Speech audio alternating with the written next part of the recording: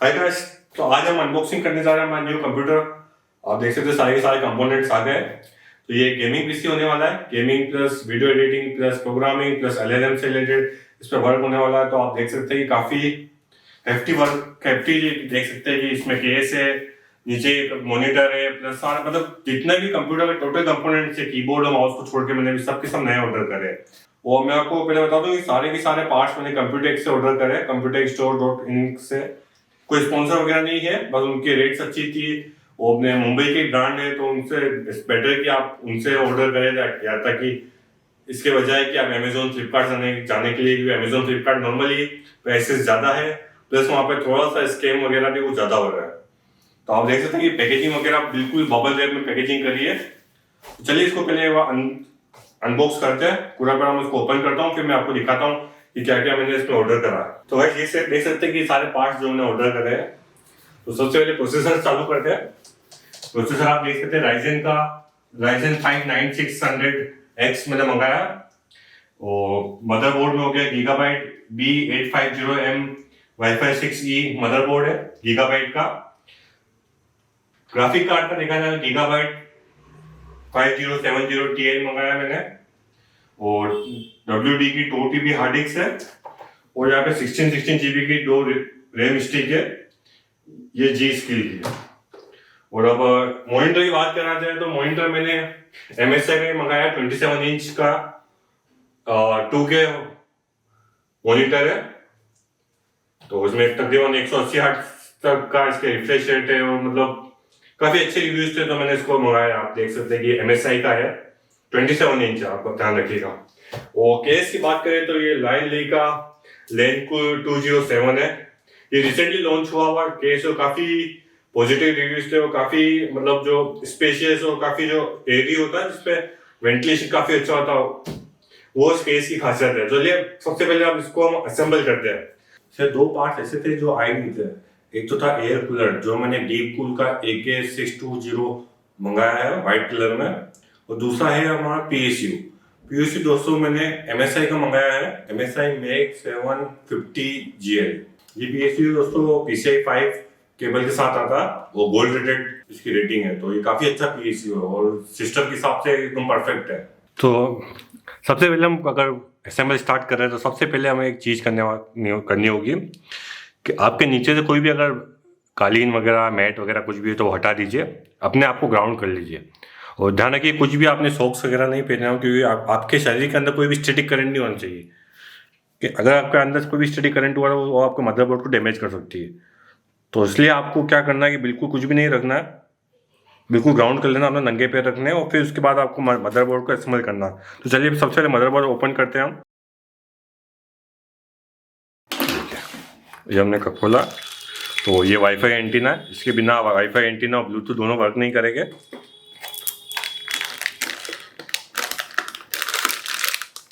और ये हो गया हमारा मदरबोर्ड जो एक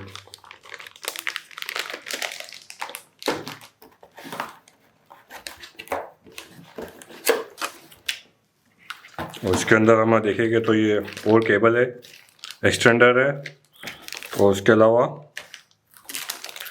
हम ये मैनुअल देख रहे हैं इंस्टॉलेशन। ध्यान रखिए कभी भी आप कंप्यूटर का असेंबल कर रहे हैं सबसे पहले इंस्टॉलेशन पढ़िए मदरबोर्ड। ये इंस्टॉलेशन गाइड आपको सब कुछ बताएगा कि कौन सा स्लॉट किस लिए है, किधर लगेगा, रैम कहाँ लगेगी, ग्राफिक कार्ड कहाँ लगेगा, आपका स्टोरेज किधर लगेगा, और फैन वगैरह सबके स्लॉट है वो किधर दे देंगे। तो आपको ये पढ़ना बहुत ज़रूरी है। और दोस्तों ये बॉक्स फेंकना नहीं है हमको, कि ये बॉक्स काफ़ी इंपॉर्टेंट बॉक्स है कि जो भी हम पूरा असेंबल करेंगे दोस्तों तो इस बॉक्स के ऊपर ही रख के असेंबल करना है हमें। तो हमें ध्यान रखिए कि हमें फेंकना नहीं है। चलिए मदरबोर्ड को सबसे पहले यहाँ पे टेप हटा देते हैं और इस बैग में से निकाल लेते हैं।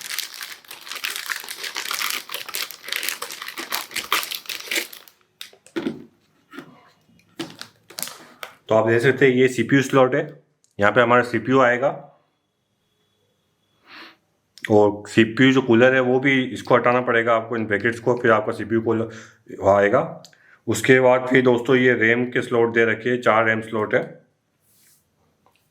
यहाँ पर आप देख सकते हैं दोस्तों इस तरफ ये CPU पावर कनेक्टर है, यहाँ पे CPU पावर कनेक्टर होगा। उसके अलावा यहाँ पर हमारा मदरबोर्ड का पावर कनेक्टर होगा 24 पिन का। उसके बाद आप यहाँ पर देख सकते हैं, यहाँ पे CPU फैन का स्लॉट दे रखा है। फिर यहाँ पे हमारा जो ये आप सिल्वर कलर का देख रहे हैं, यहाँ पे लगेगा हमारा ग्राफिक कार्ड।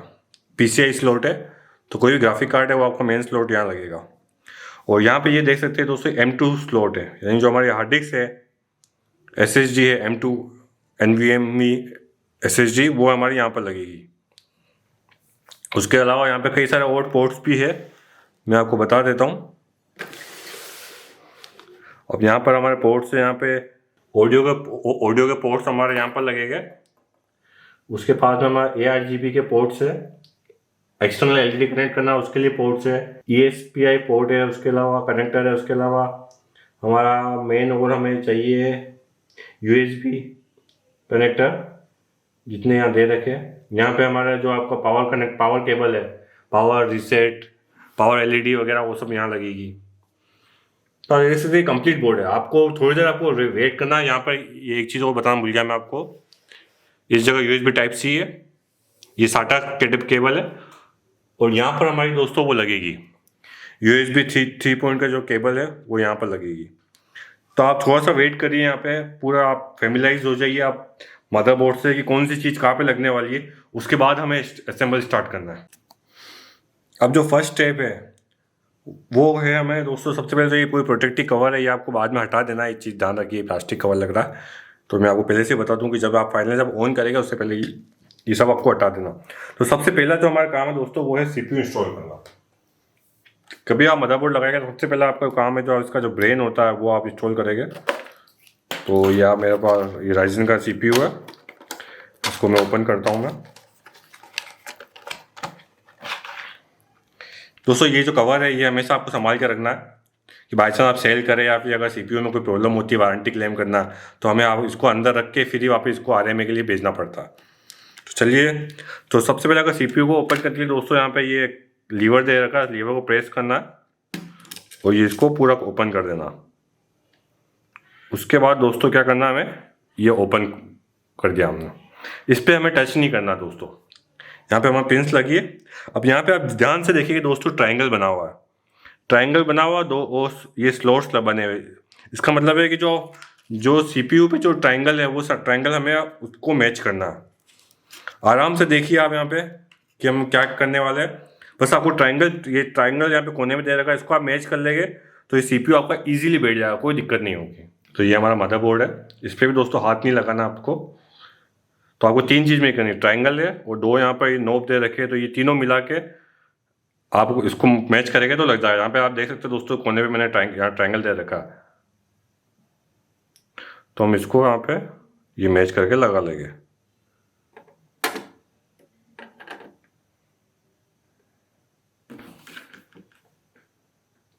हल्का सा विगल करके हल्का सा हिला के देख लीजिए कि परफेक्ट बैठा कि नहीं बैठा, क्योंकि काफ़ी इजी है, कोई इतना नहीं, आराम से आपको रखना है, आपको हल्का सा करना, बैठ गया। उसके बाद फिर हमें ये बिठाना है।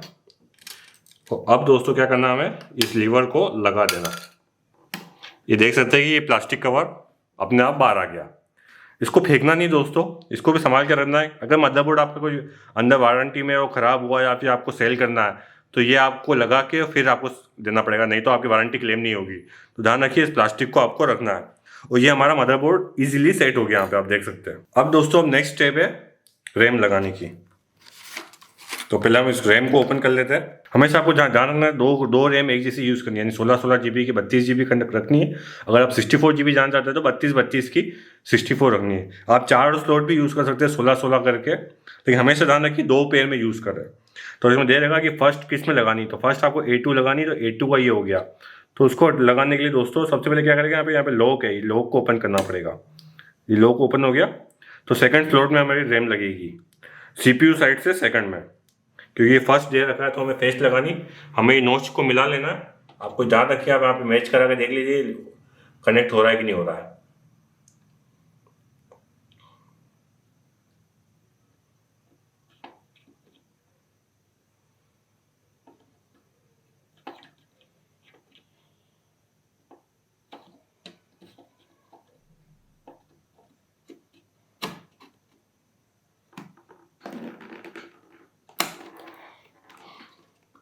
अभी देख सकते हैं क्लिक की आवाज़ आ गई, मतलब रैम लग गई है। अब सेम चीज़ हमें फोर्थ वाली को ओपन करना है और उसमें भी ऐसी इस तरह से लगानी है हमें।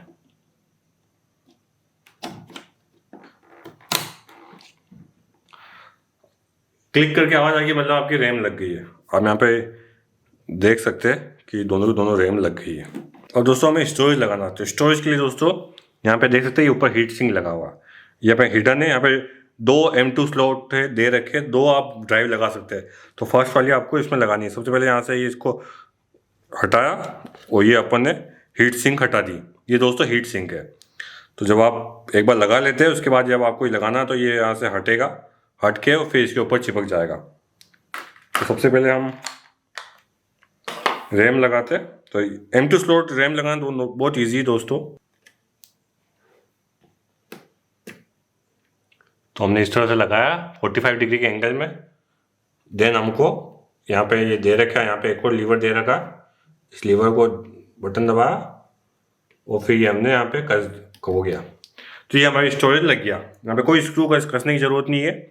इजीली हमारी बहुत सिंपल मैकेनिज्म यहाँ पे दे रखा, लैच दे रखा है। उस लैच से आप स्टोरेज को लगा सकते हैं। अब इसके ऊपर हमें क्या करना है दोस्तों, ये लगा देनी है। ये इस तरह से लग जाएगी। तो ये हम बाद में लगाएंगे। एक बार हम टेस्ट कर लेते हैं कि सब कुछ सही चल रहा है, उसके बाद में हीट सिंक को हम बाद में लगाएंगे। चलिए अब ग्राफिक्स कार्ड को ओपन कर लेते हैं। तो आप देख सकते हैं कि ये भी 4-5 महीने पहले ही लॉन्च हुआ था 5070 Ti RTX। 2 मॉडल है 5070 जो तकरीबन 60,000 का मिल रहा था और ये तकरीबन कुछ 85 के आसपास आपको पड़ जाएगा। रीज़न में इसमें दोस्तों ये गया कि थोड़ा सा फ्यूचर प्रूफ करना था कि आजकल आप जान सकते हैं कि LLM हो गया, कुछ भी हो गया, किसी भी चीज़ में आप रिक्वायरमेंट होती है तो उसमें दोस्तों VRAM मांगते हैं। वो जो RTX 5070 था उसमें 12 GB VRAM थी, जो अभी तक के लिए तो इनफ है, लेकिन साल 2 साल बाद वो कम पड़ने लग जाएगी। तो इस वजह से मैंने 5070 Ti मंगाया। इसके अंदर 16 GB की VRAM है। चलिए इसको ओपन करते हैं हम। और हाँ दोस्तों बता दूं पहले, ये गीगाबाइट का मैंने मंगाया है। गीगाबाइट RTX 5070 OC कार्ड, ठीक है। ये आप मॉडल देख सकते हैं। भले आप सेम ग्राफिक कार्ड होते हैं लेकिन क्या अंदर डिफरेंट मॉडल्स आते हैं। कुछ छोटे मॉडल आते हैं, कुछ बड़े आते हैं, कुछ ब्लैक कलर में, कुछ वाइट कलर में। तो उस मॉडल नंबर का आप ध्यान रखिए। ये सबसे बड़ा वाला मॉडल है, क्योंकि डेफिनेटली जितना ग्राफिक कार्ड आपका बड़ा होगा उतना उसके अंदर बेटर कूलिंग परफॉर्मेंस होती है उसके अंदर, क्योंकि उसमें फैन वगैरह ज़्यादा होते हैं, थर्मल थोड़े अच्छे होते हैं। तो अब मैं राजस्थान में रहता हूँ तो मेरे को थोड़ा सा यहाँ पे जो एम्बियंट टेम्परेचर हमारा थोड़ा सा ज़्यादा ही रहता है, तो उस वजह से मैंने बड़ा कार्ड मंगाया, OC कार्ड वाला। बाकी मेरे को मंगाना था वाइट मंगाना था, क्योंकि वो वाइट मेरे सेटअप के साथ अच्छा रहता था, लेकिन वो SSF वर्जन था, स्मॉल फॉर्म फैक्टर, उस वेरिएंट में अवेलेबल था। तो वो दोस्तों फिर तो उसकी थर्मल्स की थोड़ी सी दिक्कत हो जाती है, इस वजह से फिर मैंने इसको बनाया। चलिए अब ओपन करते हैं।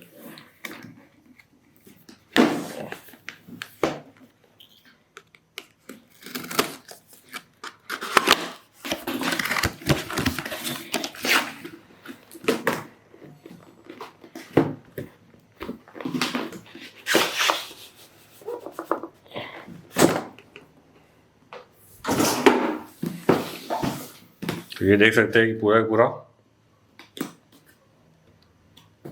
काफ़ी बड़ा बॉक्स है, मतलब कैमरे में भी नहीं आ रहा, जो वो ऊपर बॉटम रैंक है उसमें भी नहीं आ रहा। चलिए इसको ओपन कर दिया हमने। इसमें जितनी भी आपकी मेन्यूज़ वगैरह है वो दे रखी है। अब इसको हम ओपन करते हैं और ये अंदर प्लास्टिक रैप में दे रखा है कार्ड पूरा। अब यहाँ पे इसमें आप देखेंगे तो इसकी केबल दे रखी है, यहाँ पे स्टैंड्स आ रखे हैं, सपोर्ट स्टैंड अगर आपको वर्टिकल लगाना है तो जितने भी सपोर्ट स्टैंड है वो सब दे रखे हैं। तो ये हमारा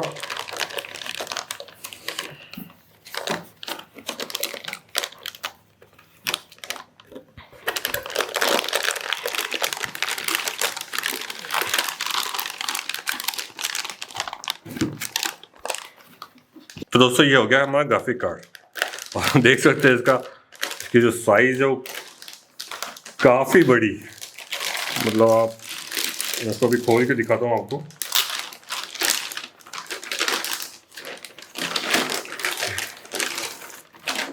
ये है हमारा मदरबोर्ड। जैसे मैं बता रहा था, बेटर कूलिंग परफॉर्मेंस के लिए इसके ये 3 फैन आए हैं। तो ये देख सकते हैं, काफ़ी अच्छी इसके ये PCI कार्ड चेन स्लॉट है, तो इसमें ये फिट हो जाएगा। आप चीज़ ध्यान रखिए दोस्तों, ये प्रोटेक्टिव कवर दे रखा है, तो इसको निकालना ना भूलें, नहीं तो ये आपके मदरबोर्ड के अंदर फिट नहीं बैठेगा। और यहाँ पर हमारा ये सारे स्लॉट्स दे रखे हैं, इसमें एक डिस्प्ले पोर्ट है और बाकी के HDMI पोर्ट्स है। ये भी प्रोटेक्टिव कवर से कवर कर रखे। तो आपने देखा कि हमने CPU लगा दिया, रैम लगा दिया, हार्ड डिस्क लगा दी। अब जो नेक्स्ट स्टेप है वो है आपको CPU कूलर लगाना है। तो CPU कूलर लगाने के 2 तरीके हैं, या तो आप पहले लगा लीजिए, या फिर आप क्या करिए कैबिनेट के अंदर लगा के और उसके बाद लगाइए, ताकि जब आपको जब केबलिंग करने आए तो वहाँ पे आपको दिक्कत नहीं आए। अभी आप आगे जब वीडियो देखिए कैबिनेट सेक्शन का, तो उसमें आपको मालूम पड़ेगा कि क्या दिक्कत हुई थी मेरे साथ। तो अभी तक तो कल या तक आना चाहिए कैबिनेट, तो तब तक हम CPU कूलर लगाएंगे और पावर सप्लाई कनेक्ट करेंगे, उसको प्री टेस्ट करेंगे। आप जैसे जानते हैं कि हम उसको विदाउट कैबिनेट तो एक खाली जो आउटडोर प्रोटेक्शन प्रोवाइड करता है, बाकी सारे जो मेन कंपोनेंट्स है जो सिस्टम को रन करते हैं वो सब सब यहाँ पे आ गए। तो अब हमें लगाना है CPU कूलर। तो यहाँ पे इसके अंदर ये यूज़र मैन्यूल आती है और इसके अंदर सारे माउंटिंग पिन्स दे रखी है। इसके अंदर इंटेल प्लस AMD के दोनों है, तो आपको मैनुअल पढ़नी पड़ेगी कि कौन सा आपको लगाना है। उसके बाद ही फिर आप आगे प्रोसीड करिएगा। कूलिंग जेल है, तो आपको आपका जो प्रोसेसर आपने लगाया CPU उसके ऊपर लगाना पड़ेगा। ये है आपके फैन कनेक्ट करने की केबल, और ये Allen की जैसा दे रखा है जिसके थ्रू आप CPU कूलर को टाइट करेंगे। तो सबसे पहली जो स्टेप है वो दोस्तों, हमको ये 2 जो ब्रैकेट है ये ओपन करने पड़ेगी, क्योंकि हमारा AMD CPU है तो हमको इसको ओपन करना पड़ेगा। चलिए इसको ओपन कर लेते हैं। तो ये इसके साथ आए, तो सबसे पहले हमें ये स्पेसर लगाने पड़ेंगे इन चारों बोल्ट पे। उसके बाद इसमें पूरा AMD के सेट है, तो इसमें आपको कोई दिक्कत नहीं होगी। इंटेल का सेट अलग बना हुआ है, जैसे कि इसी पाउच है को इंटेल के लिए भी आता है। तो इसमें आपको देख सकते हैं हमें 2 होल है, तो एक AM4 के लिए और AM5 के लिए। तो आपको चेक करना है कि आपका प्रोसेसर कौन सा टाइप का। अब हमें क्या, हमने D में लगा दिया है। D AMD5 AM4 के लिए D में लगेगा, और अभी इसके ऊपर स्क्रू टाइट करना है, और ये Allen की यूज़ करनी है हमको, इससे स्क्रू टाइट हो जाएगी। पूरा जो CPU कूलिंग की जो फिटिंग होगी उसके लिए आपको कोई अलग से कुछ भी नहीं चाहिए, बस ये इसके साथ टूल आता है, इससे सब कुछ हो जाएगा आपका।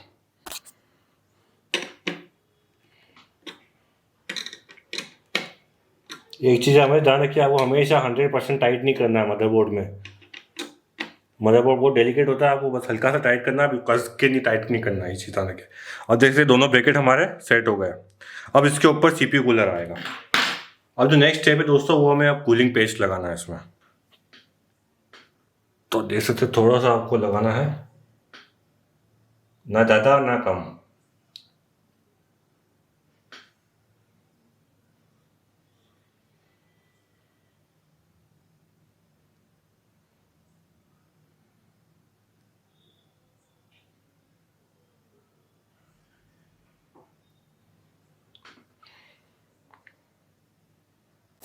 तो ये है हमारा CPU कूलर। तो ये ऊपर माउंट होगा, ये कुछ इस तरह से ऊपर माउंट होगा। लेकिन अभी ध्यान रखिए, सबसे पहले हम इन दोनों फैंस को हटा देते हैं, और फिर नीचे प्रोटेक्टिव कवर ये हटाना पड़ेगा। तो आप देख सकते हैं कि CPU कूलर लग गया। अब इसको आराम से आप पकड़ के उठा सकते हैं, देखते इतना मजबूत लगा है ये, बिल्कुल मजबूत कूलर हो गया। अब क्या करना दोस्तों, अब हमको फैन लगा देना। ध्यान रखिए, हमको आपके केस के डायरेक्शन के हिसाब से आपको फैन लगाने हैं। मेरा जो केस है उसमें हवा इस तरफ से आएगी और इस तरफ से बाहर निकल जाएगी, तो मुझे एक फैन इधर लगाना है, एक फैन बीच में लगेगा ही लगेगा।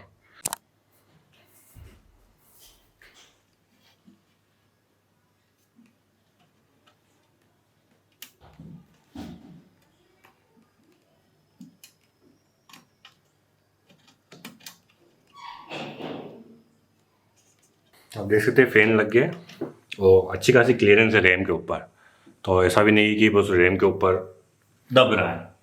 अब यहाँ पर आप देख सकते हैं कि 2 फैन के कनेक्टर है, तो उसके साथ ये अब केबल आएगी, इन 2 कनेक्ट करके और ये एक सिंगल केबल बन जाएगी जो सिंगल आपके CPU में लग जाएगी। चलिए अब इसको कनेक्ट कर लेते हैं हम। देख सकते हैं यहाँ पर केबल लग गई है। अब हमको क्या करना है, CPU ऑफ करके फैन दे रखा है, इस फैन में हमको लगा देना है।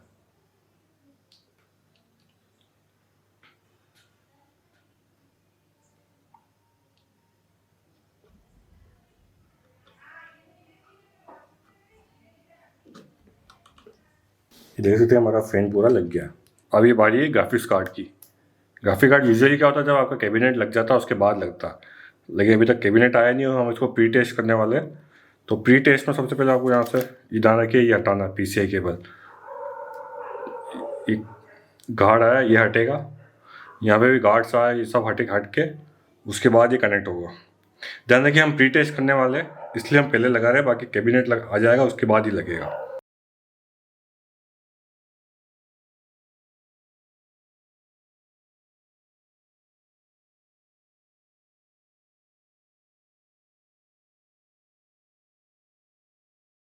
ये पावर सप्लाई है SMPS, तो थोड़ा सा लेट आया है, तो थोड़ा सा ऑनलाइन ऑर्डर में ये चीज़ का आप ध्यान रखिएगा कि कई बार क्या होता है पार्ट्स जो होते हैं थोड़ा सा डिले हो जाते हैं। अगर आप मल्टीपल साइट से मंगा रहे हो तो चांसेस है कि सारे पार्ट्स एक साथ नहीं आए।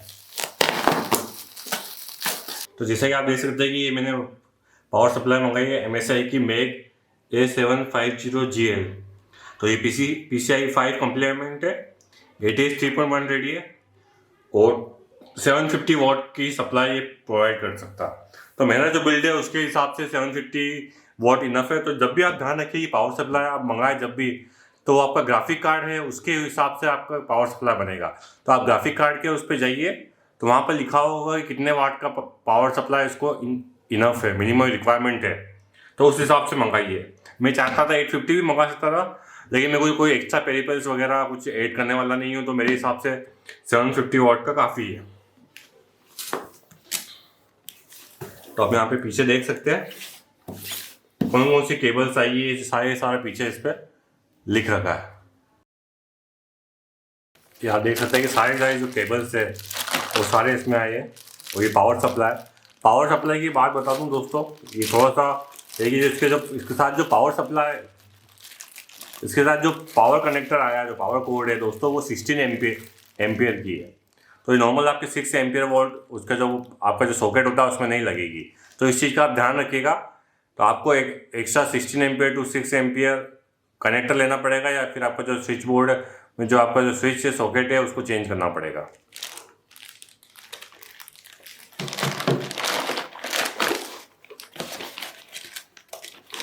यहाँ पे ये स्क्रू दे रखे जिसमें अपन पावर सप्लाई को अपन केस के अंदर माउंट करेंगे। और ये सारी केबल दे रखी है, आप देख सकते हैं जितनी भी केबल्स है जो हमें रिक्वायरमेंट है वो सारी की सारी यहाँ पर दे रखी है।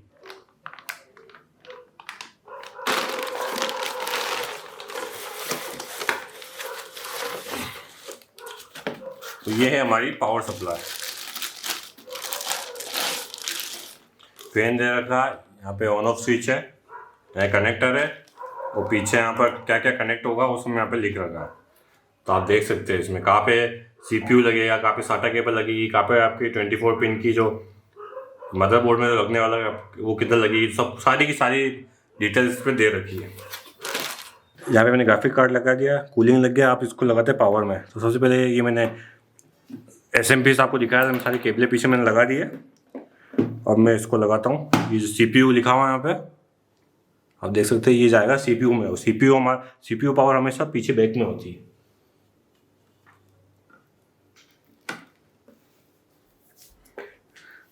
नेक्स्ट है ये चौड़ी वाली केबल, एक ही केबल होती है इसमें, और ये लगती है हमेशा आपके मदरबोर्ड में।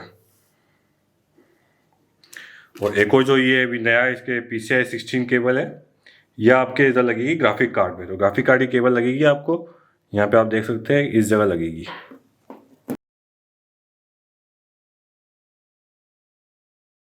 चलिए केस को ओपन करते हैं। सबसे बड़ा आइटम यही है, मॉनिटर, और ये और सबसे फ्रेगर आइटम भी ये इसका जो साइड पैनल है, उसमें ग्लास लगा हुआ, हालांकि टफन ग्लास है, लेकिन फिर भी उस वजह से ये क्या केस जो हो गया बेकार हो जाता है।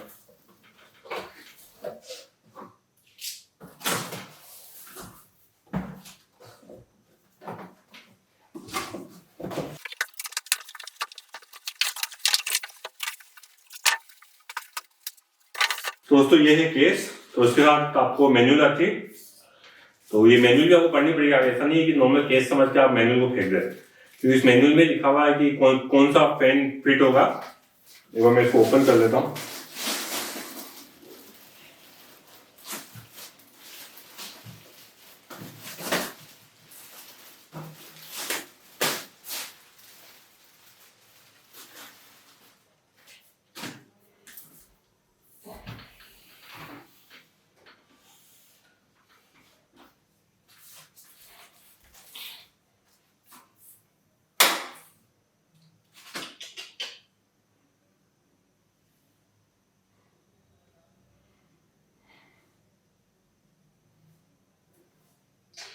अब यहाँ देख सकते हैं कि मैंने केस ओपन कर लिया है, लेकिन केस थोड़ा सा बैंड आया हुआ, टूटा हुआ है बिल्कुल।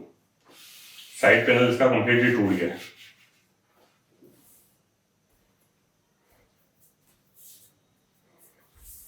मैं आपको इसमें जूम करता हूँ।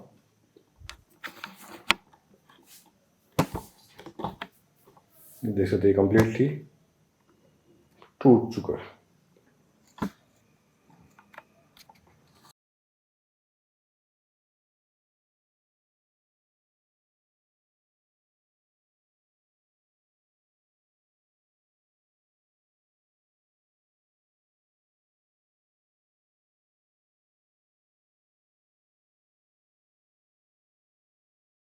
अब यहाँ पे हमारा मदरबोर्ड माउंट होगा। यहाँ पे आप देख सकते हैं पहले से स्टैंड ऑफ लगे हुए। अगर आपका ATX मदरबोर्ड है तो आपको कुछ भी नहीं करना है।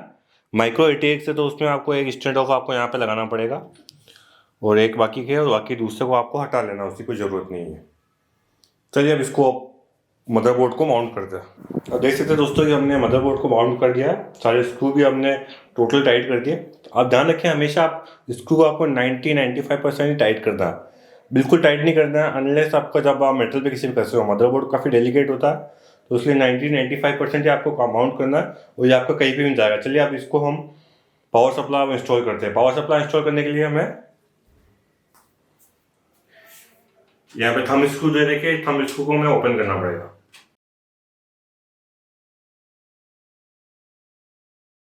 अब हमारी जो पावर सप्लाई है वो दोस्तों यहाँ फ्रंट पे माउंट होगी। ये काफ़ी स्पेशल केस है। नॉर्मली आप देखते हैं कि जो आपका पावर सप्लाई होती है वो पीछे की तरफ माउंट होती है, लेकिन इसमें थोड़ा सा स्पेशल इसको दे रखा है कि फ्रंट साइड में माउंट होगी। तो हमें यहाँ से माउंट करना है, और जो उसकी जो केबल वाला जो पार्ट है केबल का, वो दोस्तों पीछे की साइड निकलेगा।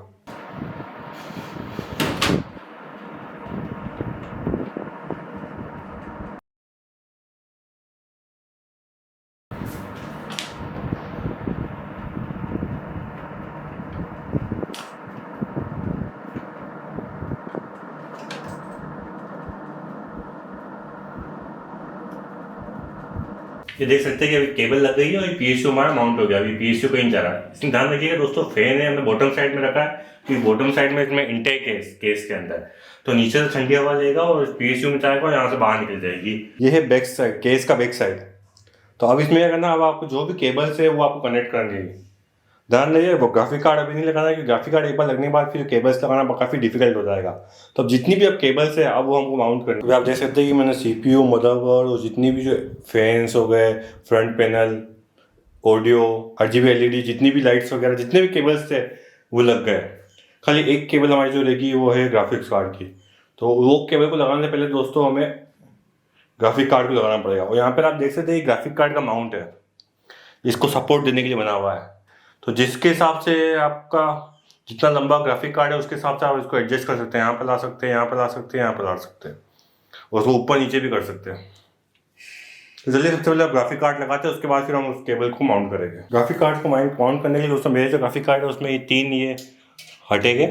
ये तीनों शेड्स को ओपन कर देना, और इसको भी आप ढीला कर दीजिए, ताकि बाद में आप एक बार ग्राफिक कार्ड लग जाए उसके हिसाब से भी बाद में आप इसको टाइट कर सकते हैं। अभी आप देख सकते हैं कि मैंने ग्राफिक कार्ड लगा दिया, पावर कनेक्ट कर दिया और सारी केबल मैनेजमेंट भी कर दी मैंने। आप पीछे से दिखाता हूँ, तो आप देख सकते हैं कि मदरबोर्ड की केबल यहाँ से गई है, CPU केबल थ्रेड ऊपर से होते हुए यहाँ लग गई है और बाकी सारी जो केबल्स है मैंने सब इसको टाइट कर दिया है। यहाँ पे सर ये वेल्को का कोड दे रखी है, तो ये बेहतरीन चीज़ है कि आप इसको केबल को अच्छे से माउंट कर सकते हो, तो केबल आपकी हिलनी नहीं है। अब हमको क्या करना है, केस को बंद कर देना।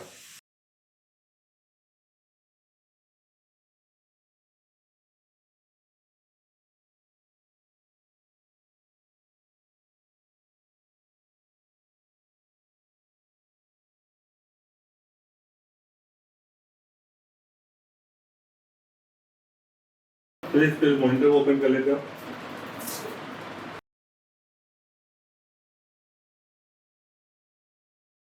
इसका स्टैंड आया, इसके मेन्यूज और इसकी केबल, यहाँ पे ये पावर एडिटर दे रखे, देख सकते हैं। ये इसका पीछे का माउंट, ये हमारा मॉनिटर हो गया।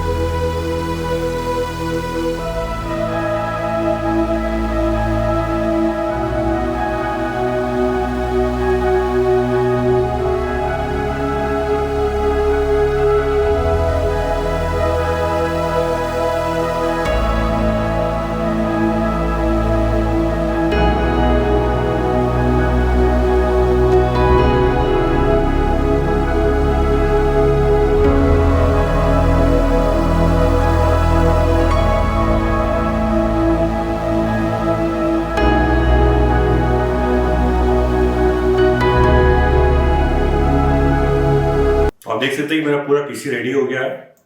तो मैंने तकरीबन इसको 1-1.5 महीना हो गया इसको पीसी को चलाते हुए। काफ़ी अच्छा परफॉर्मेंस है, काफ़ी साइलेंट चल रहा है। इसमें हाई परफॉर्मेंस मैंने ऐप्स यूज़ करे हैं, AI के जो अपने ओपन सोर्स AI है उनके LLM ने इनको रन करा, गेम्स रन करा, इसमें काफ़ी अच्छा स्मूथ चल रहा है। ऐसा भी नहीं कि सिस्टम को पूरा 100% से मैक्स किया, अभी तक अराउंड 50% CPU यूजेज ज़्यादा है और अराउंड 60% के आसपास GPU यूजेज ज़्यादा। ऑब्वियसली जब मैं कोई हाई पावर LLM चलाता हूँ तब ये सिस्टम को 100% पुश कर देता है, लेकिन इसके बावजूद भी जो इसकी हीटिंग दोस्तों मैंने अभी तक देखा है 60 डिग्री से ही ऊपर नहीं गया।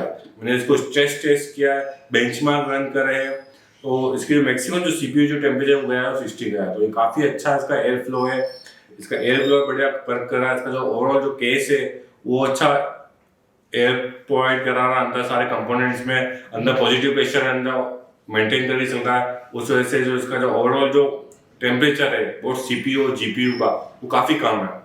उसके बाद आप देखते हैं कि कुछ मैंने और एड ऑन भी करा। मैंने मॉनिटर स्टैंड में मंगाया है, साथ में ये मैकेनिकल कीबोर्ड मंगाया, माउस मंगाया, क्योंकि तकरीबन मेरा पूरा जो सिस्टम था दोस्तों 10-12 साल पुराना था। और कहने की मेरा CPU भी आप तकरीबन मानेंगे 12-13 साल से वो चल रहा था, मेम्ब्रेन कीबोर्ड था वो चल रहा था, अभी भी चल रहा है। और उसमें ये होता है कि जो वायर वाला था तो वायर थोड़ा सा कई बार हिल जाता था तो चलना बंद हो जाता। तो उस वजह से मैंने अगर सोचा कि पूरा ही इसको चेंज करा जाए। तो आप देख सकते सब कुछ नया है, कीबोर्ड भी है, इसका भी रिव्यू आएगा। ओला F99 Pro यूज कर रहा हूँ मैं, और माउस भी एजाज का माउस है, अच्छा माउस है, अभी तक का वो चल रहा है। थोड़ा मैं इसको और यूज करना चाहता हूँ क्योंकि अभी आया है दोनों चीजें, तो इसका रिव्यू आपको बाद में आएगा।